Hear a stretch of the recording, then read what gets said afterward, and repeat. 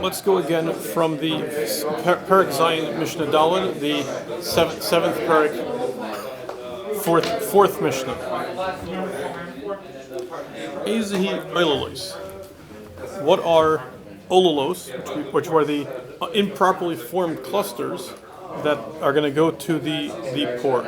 So Kol she'en lo kesef v'lo natuf. Again, I'm sorry. Perek Zayin Mishnah Daled. Okay. Ezu Olelos. What are the unformed clusters that go to the poor people? Kol she'enu lo kesef v'lo natuf. Any cluster that doesn't have shoulders or a drip, meaning shoulders mean there's enough grapes that they're layered upon each other, and the lower grapes are holding up the upper grapes, so they stick out kind of like shoulders. And natuf means the bottom of the cluster kind of tapers to a point like a drip.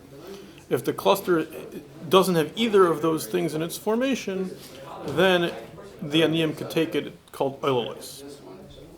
And immediately kasef natuf, if it has one or the other, then shal balabayis, then the owner of the vineyard is allowed to take it. Safek, if he's not sure whether it's deformed or not, l'aniyim, he has to leave it for the aniyim. Olelos shebarucha. Let's say you have a few straggling grapes that are literally by the knee, but by where the cluster up higher, where the cluster is connected to the vine.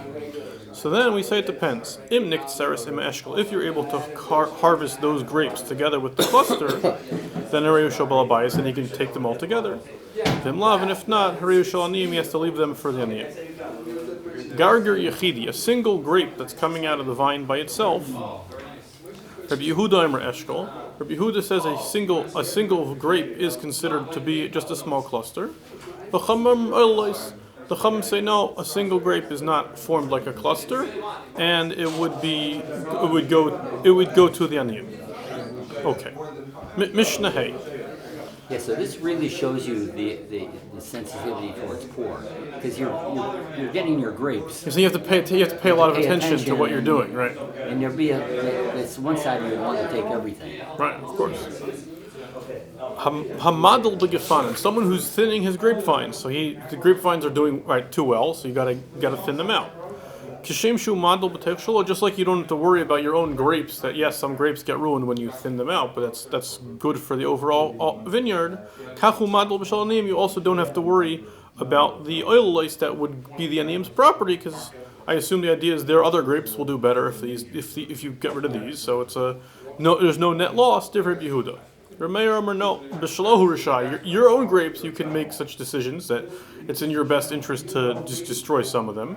But the Olelos that belong to the aniyim, you don't have any right to make that decision. That'll be better for them. That I'll get rid of these, and these will grow better.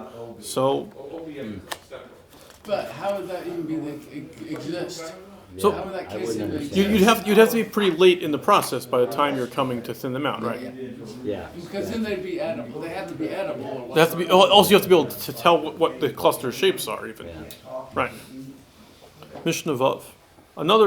Another thing that's limited to vineyards, which really has nothing else to do with our discussion over here. Kerem Revai, which is the first 3 years of any tree. There's a din of arla. There's a prohibition to eat the fruits. But that's only in Israel, isn't it? That's not only in Israel. Even in Indianapolis. Even in Indianapolis, although there's Suffolk arla in Chutz La'aretz is mutter. So in Indianapolis, if you don't know whether it's arla or not, you can eat it, which is rarely the case that you know it's arla. So it's less problematic. Does tree have to be full growth No, to start counting? You start counting from when you plant it. The question is whether the years go by Tu B'Shvat or Rosh Hashanah is not so super clear. Depends on really when you plant it, but It's when you plant it. So if you go to an orchard and get a tree that's a couple years old and then plant it, once you put it in the ground, restarts, right? It restarts. So by grapevines, there's an additional thing. This one's only in Eretz Yisrael. That the fourth year, those produce you have to take to Yerushalayim and eat them there. And if you can't travel to Yerushalayim because it's too far or too much grapes, you sell them and you take the money to Yerushalayim and eat and spend that money on food in Yerushalayim. Can you give it to fund in Israel, tzedakah fund? Yeah, you can. But the money has to be used to buy food in Yerushalayim. So you could give it to the Aniyim in Yerushalayim. Let's say it's a group that they have locations here, but they specifically, well, let's say, there's funds that help farmers or by Shikcha, something like that. No, this has to go for food to be eaten in Yerushalayim. That's, So that's it's very difficult. How do you do it? ideally it's trying to. It seems that the purpose of the mitzvah is to encourage people to go to Yerushalayim and spend time there. Either too expensive. Right. or So the then, games are too slow on the plane. this will make it cheaper for the people that want to, because there'll be there's food. There will be food stipends available. But you can also, I guess, give it to someone who's going to use it. Yeah, sure. So Kerem Revai. So that produce of the 4th year. So now Beishamai Amrim Ein Lo Chaimish. If you redeem it, normally when you redeem things that you sanctify yourself, you have to add another 25% or a fifth of the total to redeem it. We make you pay a little bit more to redeem things from Hektish. This doesn't have that. The Ein Lo beer, it also doesn't have beer, which is by Meiser in the 3rd and 6th years of the cycle. Pesach time, you have to get rid of any remaining Meiser you have in your house. So Kerem Revai does not have any end time for when you must get rid of it. Beis Hillel disagree and say Yeshlo, it has these two ideas. And then the piece that we really want over here, Beishamai Amrim Yeshloi Parat v'Yeshloi Olos. So in the 4th year, when the produce have to be taken to Yerushalayim and eaten there, so there's a machlekes Beisham Beis Hillel. Beisham says it has the regular dinim of Parat, the grapes that drop go to the Aniyim, and Olos, the deformed clusters, go to the Aniyim. Vaniyim Paidim Latzim, the Aniyim can redeem them for themselves and eat the grapes, and then they have the money, and they can have the prerogative of taking the money to Yerushalayim whenever they go.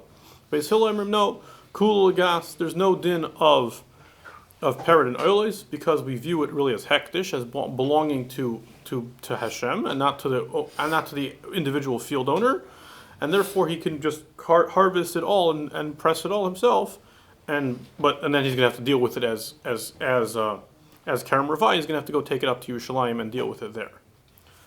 We'll do one more Mishnah. Mishnah Zion. So he doesn't have to leave anything over. Right. Kerem Shekuloi Olos. Let's say your whole vineyard, all the grape clusters this year are not formed properly, and it's all Olos. So then we have a machlekes. Rabbi Eliezer and Rabbi Balabais. Rabbi Eliezer, he says he can keep them. Rabbi Kiva and Aniyim. Rabbi Kiva says you have to give the whole thing to the Aniyim. Amar Rabbi Eliezer. So Rabbi Eliezer says, what's my source that the Balabais should be able to keep them? Because the pasuk says, Ki sivtzor, when you harvest the grapes, lo yiso'ela, you shouldn't take the oilos, you shouldn't take the unformed clusters. So from there I see, I mean, batzir, minayin oilos, that's only when you're harvesting that they're oilos. If there's no harvest, because everything's oilos, I'm not going to be able to take anything, then where would I find any obligation to leave oilos for the unformed clusters for the poor? Amal Rabbi Kiva said to him, no, I have another pasuk. In Vayikra it says, the unformed clusters of your vineyard you can't take. So that implies a filu kula oilos, even if the whole vineyard is oilos, you can't take them. So what am I going to do with your verse of when you're harvesting your grapes you can't take the oilos? I'll use that to tell you, the Aniyim, the poor people, only have a right to take those deformed clusters at the time when I'm harvesting. But before the harvest, they don't have any right to come into my vineyard and take these clusters. Okay, let's stop here.